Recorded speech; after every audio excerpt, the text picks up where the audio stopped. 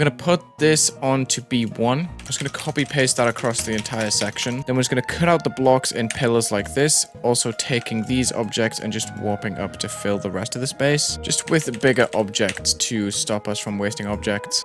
Oh, this is going to overlap our objects. Okay, well, we're going to put this onto B3 instead. If objects like these, we're just going to have to copy the values of this grid and then get ourselves some mini objects. Bing, boom. I keep using glow as an example, but basically what I'm saying is if I have a big piece of glow underneath the level, you can only see it inside the blocks. It's time to make a particle. This is going to lock onto the screen with group 467. Go B5. We want a lot of particles, and we want it on a radius effect, so it's going to have some sort of effect where it's going out. We're just going to make something that has 0 angle, but a complete variation, so it's going on in all directions from the middle to the very edge. We want it to be super huge in the middle and go down to 0 at the end. We're going to make this a glow object, I think. Let's set it to a new color channel number 6, which is going to copy number 2 with blending. I know I said I didn't want to reuse color loops, but this is actually the one from the beginning, but we should get away with it. And now this is just going to sit in the background. We can warp it up a little bit bigger. And then what we do is we copy paste and we just squish it and stretch it out.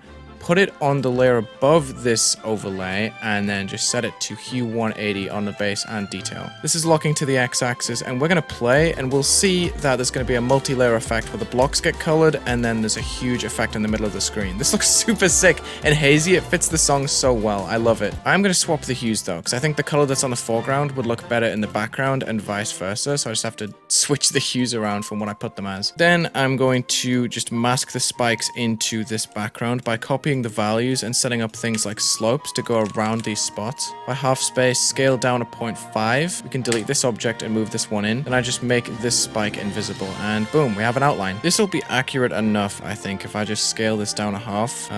Yeah, that's pretty much the same thing. I mean, come on. Okay, there we go. I've filled in the ball. Okay, now I can start making pillars like this. Okay, and once I set this to just fade on, this part should be conceptually done. Okay, so transitioning out of the UFO section, we have a super colorful mask that reaches beyond the ground. Like, this is full screen because I hit the ground at the beginning of the level. I love how obscured the spikes are. This is just so sick to me.